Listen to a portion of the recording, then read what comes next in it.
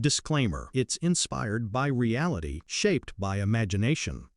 What happens when Julia Roberts, America's sweetheart with decades of Hollywood's most iconic roles under her belt, sits down on The View and Joy Behar decides to challenge her on one of the most taboo, fascinating topics of all time, revenge?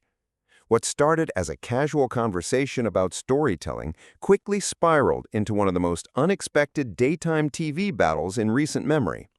Julia, known for her elegance and restraint, stunned the audience by revealing her thoughts on revenge, and Joy, never one to back down, pressed her with biting questions that turned the stage into a battleground. The clash wasn't just about fictional stories, it was about life, justice, morality, and whether revenge could ever truly be justified. Julia's voice carried emotion, steel, and a vulnerability no one expected. Joy, with her trademark sharp wit, fired back, determined not to let Julia dominate the moment.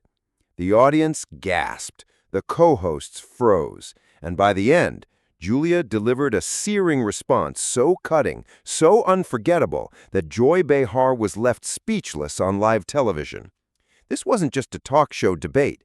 This was a showdown between Hollywood grace and daytime grit, one that would ignite headlines, stir up social media, and leave viewers asking themselves, is revenge a poison or a form of justice? The bright studio lights of The View illuminated the table where the co-hosts sat, their mugs of coffee steaming slightly as the cameras rolled. The audience clapped wildly as Whoopi Goldberg leaned forward with her trademark smile. "All right, everyone, we have a true Hollywood legend with us today," she announced. "She's graced our screens for decades, and now she's here to talk about a subject that's fascinated people since the beginning of time: revenge. Please welcome Julia Roberts." The applause erupted into cheers as Julia Roberts, elegant in a simple but striking black blazer and trousers, walked across the stage.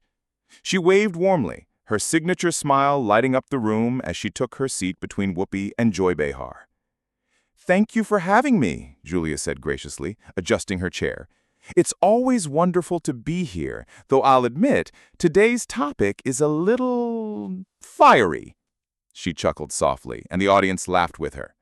"Revenge?" Sunny Hostin prompted, tilting her head curiously. "That's not something we usually associate with you, Julia." "I know, but I think revenge stories, whether in literature, film, or even in real life, tell us a lot about human nature. They're about justice, about pain, about what people feel when they've been wronged and can't find resolution any other way. Some of the most powerful performances I've ever admired, Shakespeare, Greek tragedies, even some modern thrillers, are fueled by the raw energy of revenge." The audience hummed in appreciation, clearly intrigued. Whoopi nodded. "That's true. Revenge has been the backbone of storytelling forever. But Julia, do you think it has a place in today's world?" Julia leaned forward slightly. "I think it's dangerous and fascinating all at once. Revenge in real life can eat you alive. It's poison. But in stories, it's cathartic. It gives us a way to explore those dark feelings without acting on them ourselves.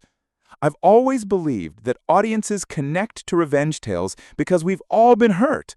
We've all wanted that moment where the scales are balanced." The crowd clapped, nodding along. Julia's words had that magnetic quality, earnest but commanding. Joy Behar, however, had been waiting. She sipped her coffee slowly, then set it down with deliberate precision. Her eyes narrowed with a mischievous glint as she leaned toward Julia. "See, Julia," Joy began, her tone sly, "that's the problem. You say revenge is cathartic, but isn't that just a nice way of saying people like to indulge their worst instincts? I mean, do we really need more stories that glorify payback? Haven't we got enough drama in real life already?" The audience reacted with scattered applause and a few surprised gasps. Julia smiled politely, but the sparkle in her eyes suggested she was ready. "I don't think it's about glorifying anything, Joy," Julia replied smoothly. "It's about holding up a mirror. Revenge stories let us confront those instincts in a safe way. They force us to ask, what would I do? Where is the line between justice and obsession? That's why they're timeless. Joy wasn't convinced. Or maybe they just give people an excuse to root for bad behavior. Look at all the shows that celebrate anti-heroes. People cheer when someone gets even, but they don't think about what comes after. It sends the message that vengeance is empowering, when in reality, it often destroys people. Julia's smile thinned. But isn't it better to work those emotions out through art than through real life? If people watch a film or read a book and feel a sense of release, that's healthier than them carrying bitterness around forever. The studio audience clapped again, some nodding vigorously. The tension between Julia and Joy was subtle, but everyone could feel it rising. Sunny interjected, trying to balance the conversation. But don't you think Joy has a point, Julia? There's a fine line between exploring revenge and glorifying it. Julia glanced at Sunny, then back at Joy. Of course, but isn't that what art has always done? Shakespeare's Hamlet, Alexandre Dumas' The Monte Cristo, those stories didn't shy away from revenge, but they also showed the consequences. That's what makes them so powerful. Joy raised her eyebrow. Shakespeare's one thing, Julia, but today's revenge stories? They're a lot less poetic and a lot more violent. I worry they make people think payback is noble when it's really just ugly. Julia's hands pressed lightly on the table, her voice firmer now. Ugly, yes, but real. Pretending those feelings don't exist won't make them disappear. Stories are how we deal with them without actually acting them out. The audience burst into applause, clearly siding with Julia for the moment. Joy pursed her lips, her eyes flashing, clearly gearing up for round two. What had started as a thoughtful discussion about storytelling had shifted into a live duel over human morality, with Julia Roberts standing her ground against Joy Behar's skepticism. The sparks were flying, and everyone in the room knew this was only the beginning.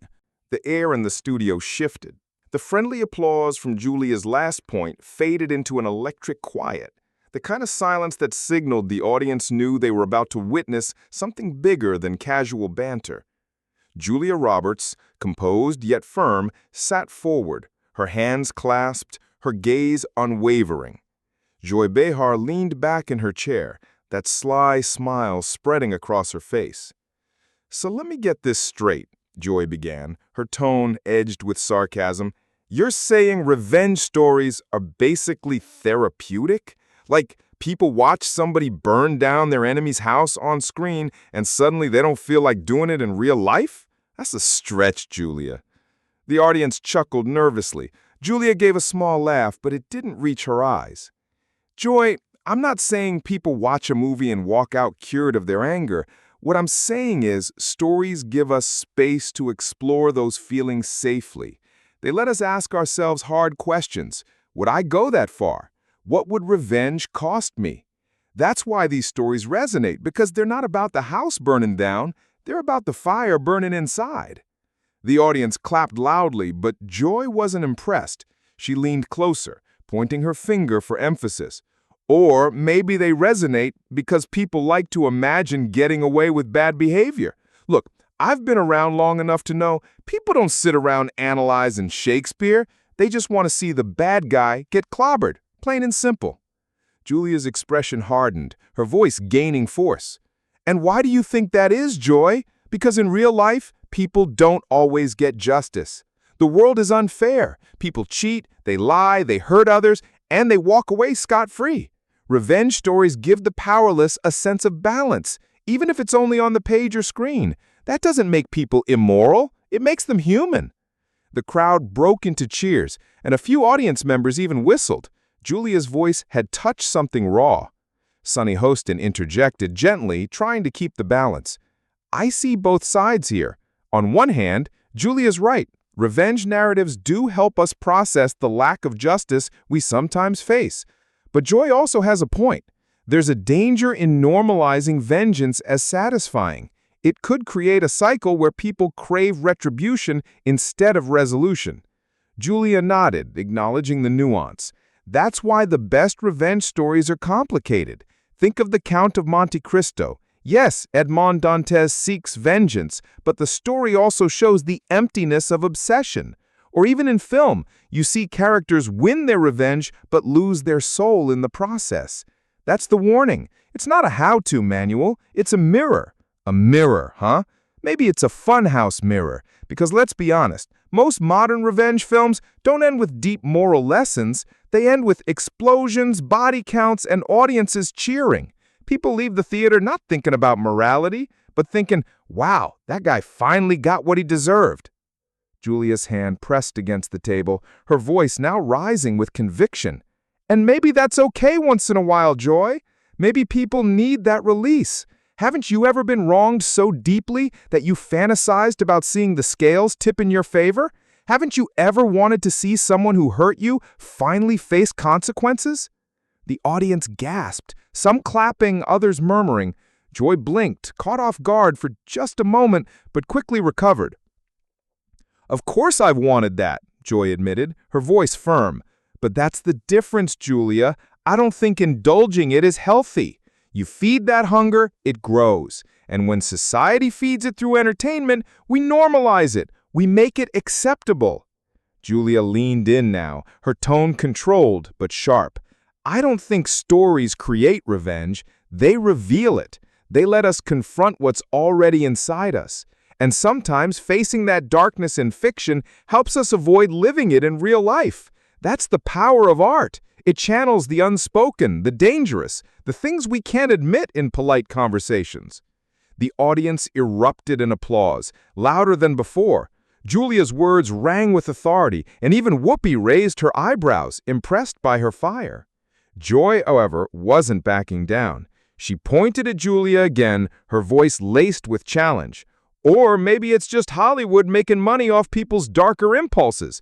Don't romanticize it. It's not catharsis, it's capitalism. The line landed with a mix of laughs and groans from the audience. Julia's face softened into a smile, but her eyes burned with intensity. Even if Hollywood profits, that doesn't erase the truth. People wouldn't pay for those stories if they didn't feel something real.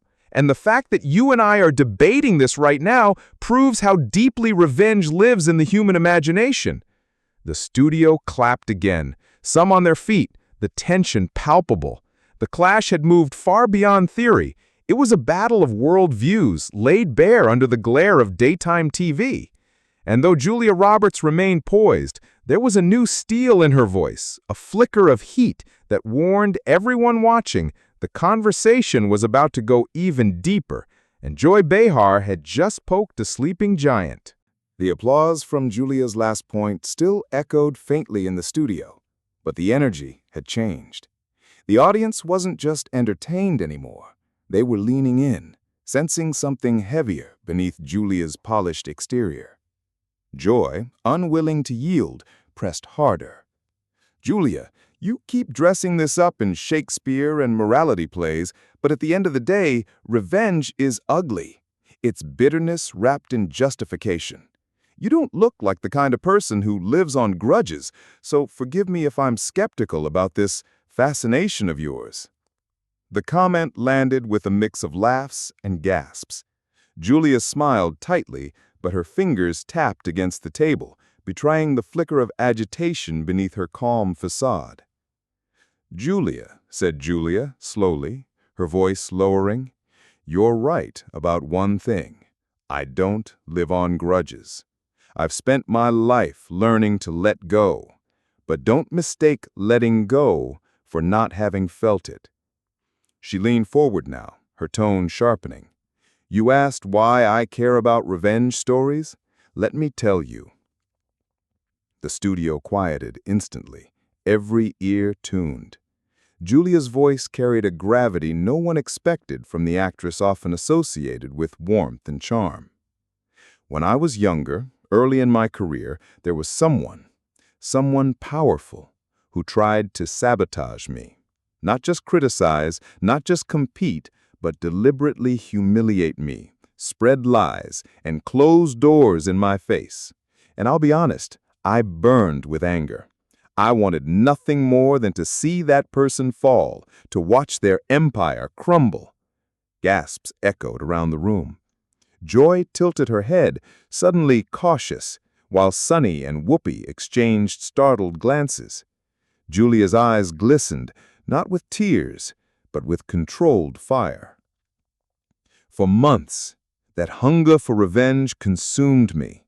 Every success they had felt like a knife. Every failure they suffered felt like a small victory. But do you know what I realized? That revenge wasn't hurting them, it was hurting me.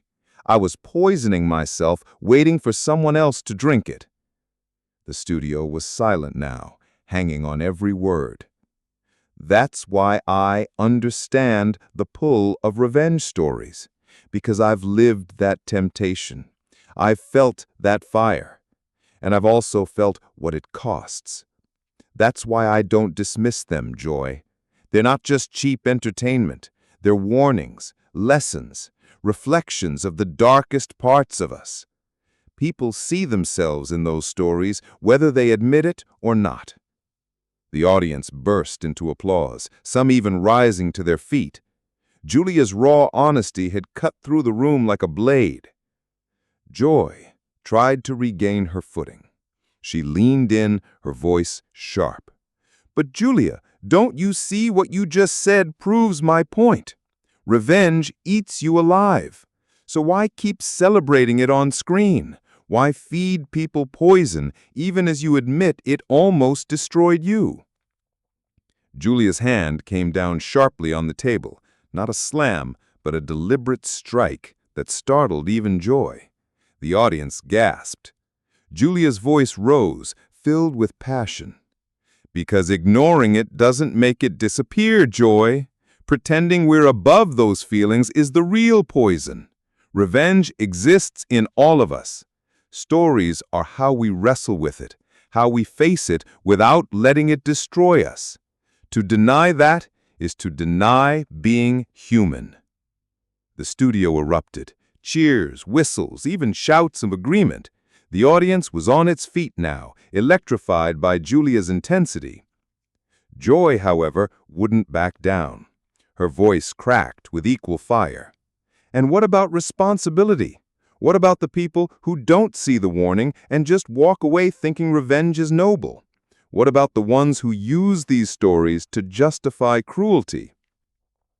Julia turned to her, her eyes blazing but steady. "Then that's on them, Joy.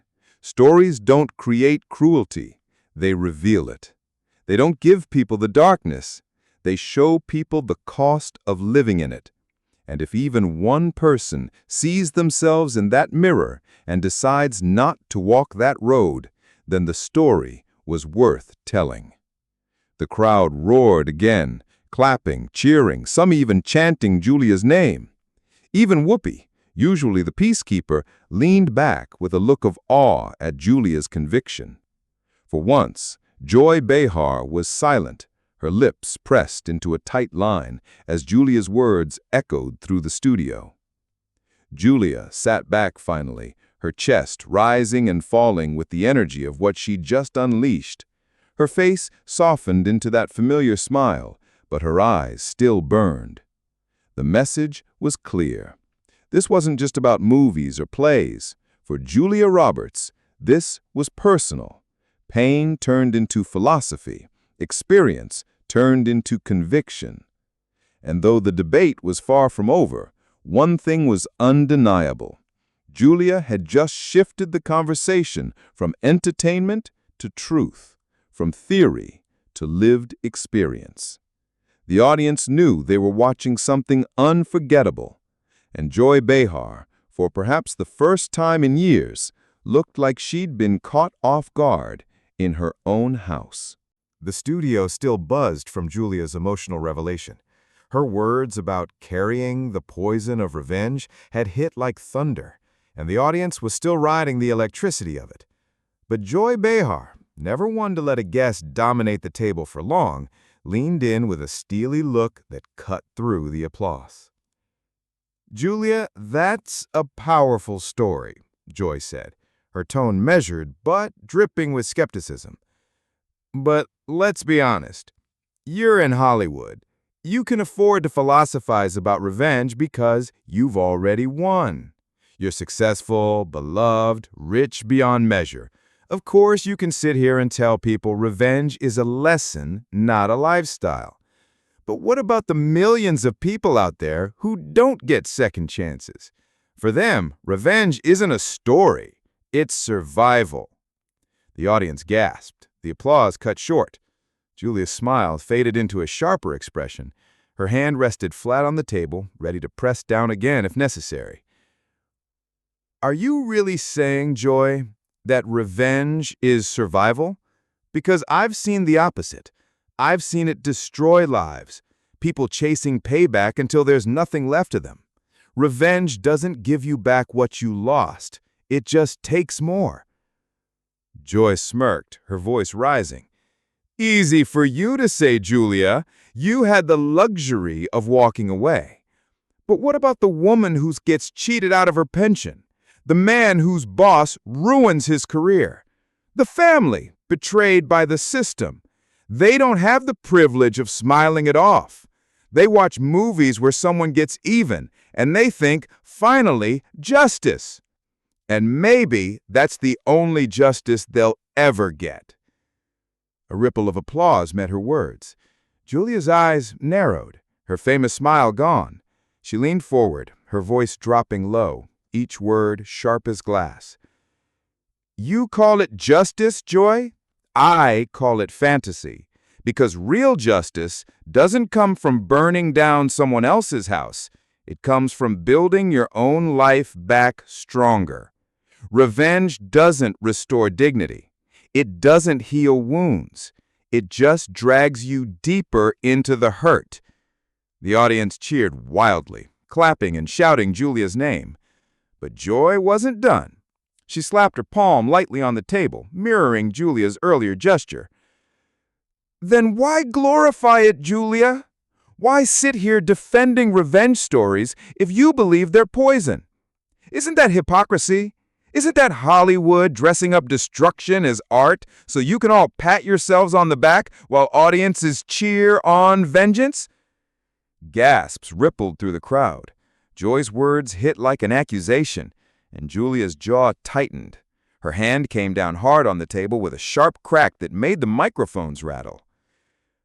Because pretending those feelings don't exist doesn't make them disappear, Julia snapped, her voice booming across the set. The audience erupted in cheers, some standing, others clapping so hard the sound was deafening. Julia leaned forward, eyes locked on Joy, her face alive with fury and fire. You think you're the only one who's felt betrayed, who's wanted revenge? You're wrong. Everyone has. That's why these stories matter. They drag the darkness into the light. They say, yes, you felt this. Now look at it. Do you still want it? That's not hypocrisy, Joy. That's honesty. The studio roared, half the audience cheering, half stunned into silence. Joy, visibly flustered, tried to fire back. And what about when people take the wrong message, Julia? What about when they stop seeing the warning and only see the fantasy? Do you want to take responsibility for that? Julia's laughter rang out, sharp and incredulous. Do you want to take responsibility for every argument you've ever provoked on this show, Joy? Because if we're going down that road, then no one gets to speak, no one gets to write, no one gets to perform, because someone, somewhere, might take it the wrong way. That's not accountability, that's censorship. The audience exploded in applause, whistles, and shouts. Julia's words cut like lightning, leaving Joy momentarily speechless. Julia leaned back at last, her breathing heavy, but her posture regal. She scanned the audience, then fixed her gaze back on Joy. You asked me why revenge stories matter? Because they show us ourselves, our worst selves. And sometimes, Joy, that's the only way people learn. The crowd roared, the set vibrating with the noise. Whoopi raised her hands, trying to calm things down, but the damage was done. Julia Roberts had slammed her hand on Joy Behar's table, unleashed her truth, and in doing so, left the studio buzzing with the sense that they had just witnessed daytime TV history. The echo of Julia Roberts' hands striking the table still seemed to reverberate through the studio. For a moment, no one spoke. The audience was on its feet, some cheering, some staring in shock at the normally composed actress who had just unleashed fire across the set of The View. Whoopi Goldberg exhaled audibly, spreading her hands like she was calming down a storm. "Well," she said with a small laugh, "I don't think anyone saw that coming." The audience erupted again, laughter mixing with applause. Sunny Hostin leaned back in her chair, her eyebrows raised, clearly processing the weight of Julia's words. Joy Behar, however, sat stiffly, her face flushed, her lips pressed together in the kind of tight line that suggested both frustration and disbelief. Julia adjusted her blazer and leaned back in her chair, the fire still in her eyes, but her smile beginning to return. "I didn't mean to slam your table, Joy," she said lightly, though the steel in her tone remained. "But some things are worth hitting the table for." The crowd roared with approval, clapping and whistling as if Julia had just delivered the final line in a movie. Joy finally spoke, her voice edged with sarcasm, but thinner than usual. "Well, Julia, I guess we know who believes in dramatic exits. Revenge stories on screen, table slamming in real life, it's all very consistent." Julia chuckled softly, unshaken. "Consistency's important, Joy, but sometimes passion just wins out." The audience cheered again, and Whoopi quickly jumped in, steering the conversation toward a close. "Clearly, this is one of those debates that isn't going to get tied up in a neat little bow today, but I think what we can all agree on is that revenge, whether in stories or in life, is powerful, complicated, and clearly still sparks something in all of us." The applause swelled, filling the room. Cameras zoomed in on Julia, her face glowing with resolve, then cut to Joy, still tight-lipped, but clearly realizing she had just lost control of the narrative. Within minutes, clips of Julia slamming the table were trending online. The hashtags Julia versus Joy, Table Snap, and Revenge Debate shot to the top of Twitter. Fans praised Julia for her authenticity and passion, calling her a queen of truth and hailing the moment as one of the most iconic in daytime TV history. Entertainment outlets wasted no time. Julia Roberts snaps, literally, at Joy Behar in explosive debate on The View. Julia Roberts turns daytime TV into a masterclass on revenge and passion. Joy Behar meets her match. Julia Roberts strikes back.